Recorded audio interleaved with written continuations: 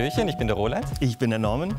Und das ist unsere Mosterei. Die bauen wir seit 5 Jahren um. Und wenn es euch interessiert, schaut es euch mit uns an.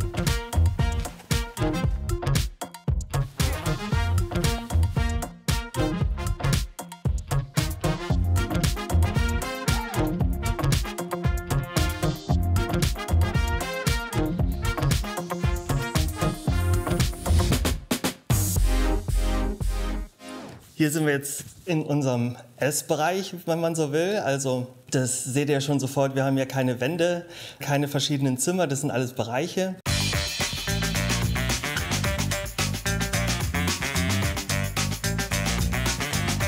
Das ist der Urzustand, so haben wir das mal vor 5 Jahren erworben.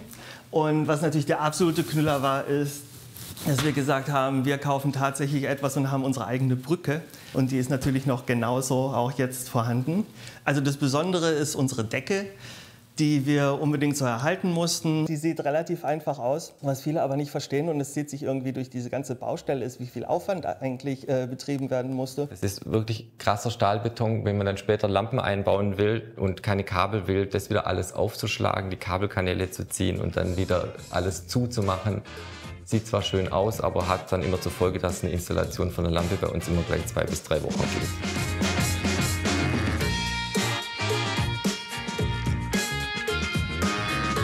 Ja, und dann haben wir noch diese Feuerleiter, die ist auch noch der alte Bestand. Also auch das sieht ganz einfach aus. Feuerwehrleiter, die hat man hier früher gebraucht. Und da denkt man sich, ja, ist ja kein Problem, die lassen die einfach drin. So leicht ist es leider nicht. Wir mussten die komplett rausschlagen. Dann haben wir die draußen abgeschliffen, neu grundiert, neu lackiert. Sämtliche Gäste und vor allen Dingen die Kinder, die hierher kommen, jeder will natürlich erstmal diese Leiter rauf. Ne?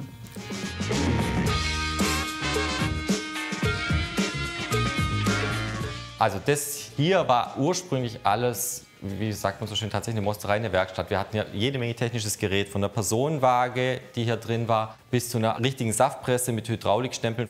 Eine gute Freundin hat gesagt, als wir das quasi uns angeschaut haben und haben uns überlegt, wollen wir es überhaupt kaufen, weil das so viel Arbeit ist.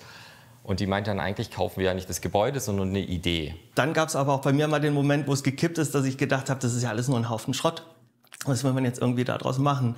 Und dann, ja, was aber doch irgendwie so individuell und sowas Verrücktes, dass wir uns dann doch wieder ganz arg drin verliebt hatten. Jetzt denke ich, Gott sei Dank wusste ich nicht, was das für Arbeit ist, weil ich glaube, deswegen hat es niemand haben wollen, weil die wussten schon alle, auf was sie sich da einlassen. Wir sind halt naiv irgendwie hier reingerutscht. Ich sage immer, unsere Naivität war unsere Rettung.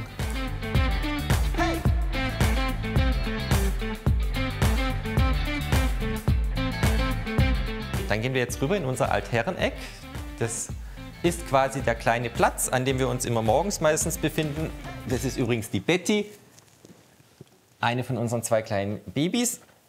Der Raum hat irgendwie den Namen bekommen, Altherreneck, weil wir uns hier irgendwie im Alter, glaube ich, einfach sehen. Also wir haben einfach die Vorstellung, dass wir hier als alte Männer sitzen, immer noch unseren Wein trinken und uns einfach freuen, dass wir es so weit geschafft haben.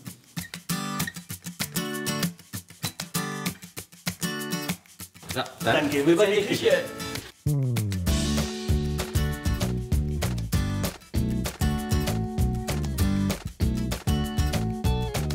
Und zwar gibt es zu der Küche eine ganz, ganz tolle Geschichte. Wir waren nämlich dann mit allem fertig, haben mit den letzten Cent, die wir zusammengekratzt haben, diesen Boden hier noch vergießen können. Und es gab einfach überhaupt kein Geld mehr für eine Küche. Da haben wir dann tatsächlich, wie früher, nochmal Mama und Papa und sogar meine Schwester angepumpt. Und ich hatte Gott sei Dank noch aus meiner Studentenbude meinen alten Kühlschrank. Das war eigentlich immer der Partykühlschrank, der im Keller stand. Der muss jetzt wieder herhalten und da bin ich froh, dass ich den noch habe.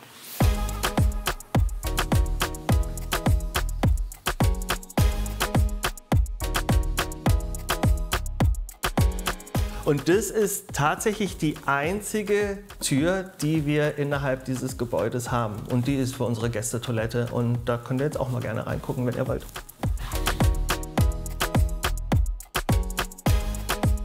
Den Raum hier, das kleine Toilettchen, finde ich tatsächlich am gelungensten. Wir wollten nicht noch mehr Lebensraum verschenken, deswegen haben wir uns überlegt, wie kriegen wir die groß und haben dann gedacht, dann geht die bis an die Decke, fast 4 Meter hoch und wir verspiegeln die von unten bis nach oben. Und das Besondere an der Tür ist, dass wir das Schiebewerk von der Schiebetür quasi in das Türblatt reingebaut haben, sodass wir keinerlei Schienen oben sehen und es quasi wie magisch vor der Wand einfach steht.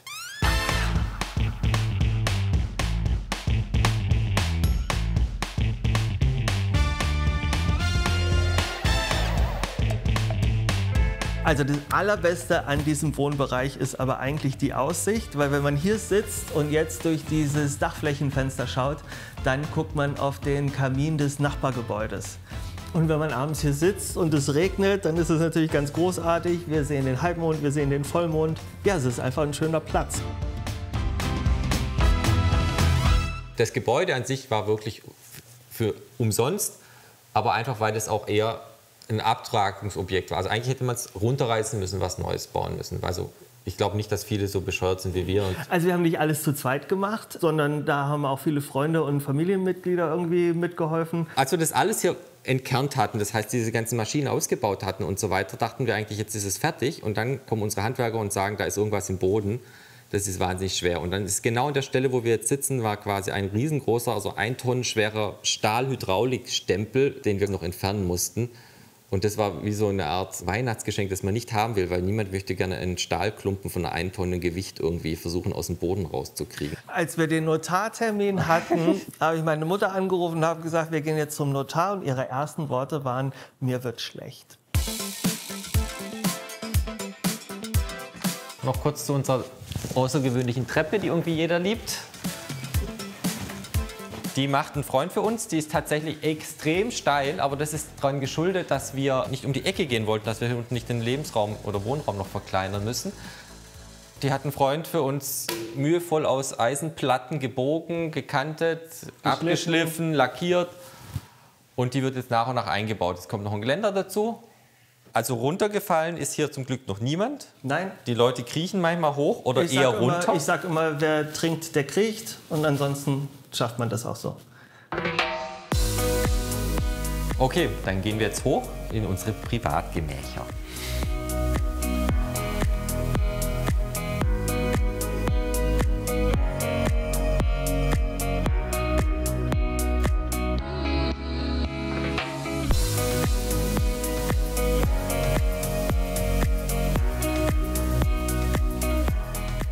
Also was hier tatsächlich sehr besonders ist, wieder, dass wir keine Wände haben, wir das quasi auch durchziehen. Also wir haben unten keine Wände, wir haben eine offene Decke und schlafen quasi oder thronen mit unserem Bett quasi auch über dem Wohnzimmer und haben hinter uns gleich den Badebereich, der auch wieder offen ist. Und wir haben uns dann bewusst entschieden, auch keine Glasscheiben oder irgendwas einzuziehen, sondern das hier auch genauso zu lassen.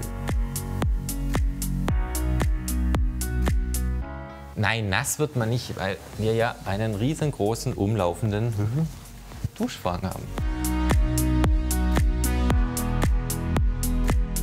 Ja, morgens, wenn ich aufwache, dann duscht meistens der Norm schon, weil er meistens vor mir wach wird. Dann hört man es einfach 5 Minuten kurz rieseln und dann wird der Duschwagen auch wieder entfernt und dann ist auch schon wieder Ruhe im Haus.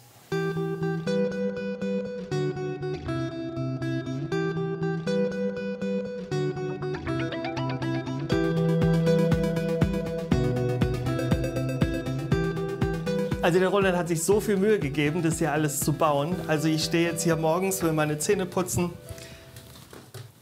kann meine Haare föhnen. Ja, hier kann ich meinen Kulturbeutel greifen. Da habe ich mein ganzes Zeug drin, das ich brauche, ist sofort wieder weg. Ich muss mich gar nicht bewegen. Das ist also alles Maßanfertigung. Alles selbst beigebracht durch nette kleine Videos im Internet, die man sich auf den gängigen Plattformen anschauen kann. Und dann fängt man an. Und ich habe quasi angefangen mit dem einfachsten Teil. Erstmal mit ein paar Brettern und dann an den Schrank, dann an die ersten Schiebetüren.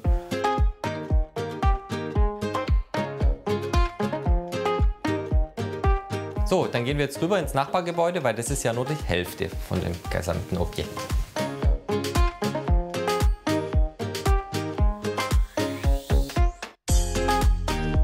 So, hier sind wir auf unserer Brücke. Das verbindet die beiden Objekte miteinander, Haus 1 und Haus 2. Da, wo wir jetzt gerade waren, da hat man ja den ganzen Saft gepresst. Die wurden aber in Fässer abgefüllt und die Fässer wurden hier fertiggestellt. Und das schauen wir jetzt mal kurz an.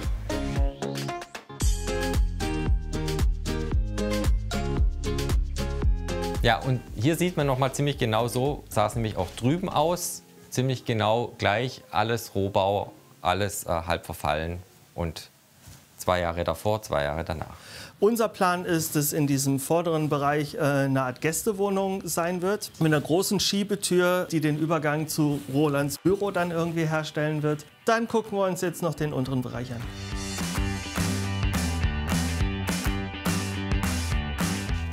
Hier sind wir jetzt in unserer Werkstatt, das ist das Nachbargebäude. Hier soll mal irgendwann ein Büro entstehen. Wie man sieht, sieht man noch nicht viel, außer Rohbau und sehr, sehr, sehr viele Arbeitsgeräte, die man sich dann so anschafft mit den einzelnen Aufgaben.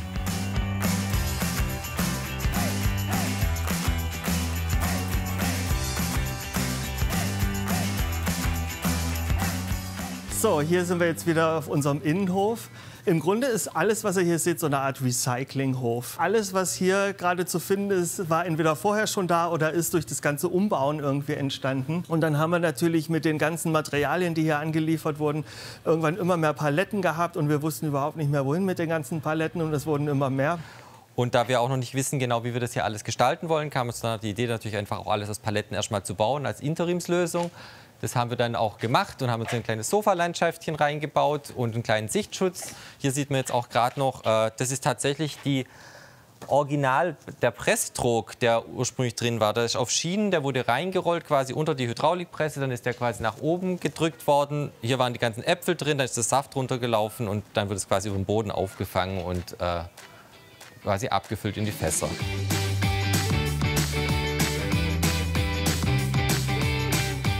Hier seht ihr noch eines unserer kleinen Fässer. Davon hatten wir eine ganze Menge. Die ganz großen mussten wir im Keller auseinanderbauen, weil man die gar nicht mehr nach oben bekommen hat. Das wollen wir noch behalten und irgendwas damit später anstellen in unserem Garten. Unser Haus bedeutet uns wahnsinnig viel. Im Grunde macht es ja jetzt gerade alles aus, womit wir uns irgendwie beschäftigen. Aber ich kann mir auch vorstellen, dass später andere Dinge wieder wichtig werden. Ich liebe das Gebäude. Ich bin super gerne hier. Ich liebe, dass ich einen Raum habe, wo ich mich frei bewegen kann und es auch wirklich so bewegen kann und so gestalten kann, wie ich es will. Aber ich ahne, dass wenn das Projekt fertig ist, wir uns irgendein anderes suchen werden. Ob das ein Haus ist, weiß ich nicht, aber irgendein Projekt wird es geben. Das war's mit unserer kleinen Roomtour hier in unserer kleinen Mosterei. Ich hoffe, es hat euch gefallen. Und wenn ihr mehr sehen wollt, dann abonniert ihr einfach den Kanal oder ihr schaut da oder da. Also, bis bald. Tschüss. Bis dann. Ciao.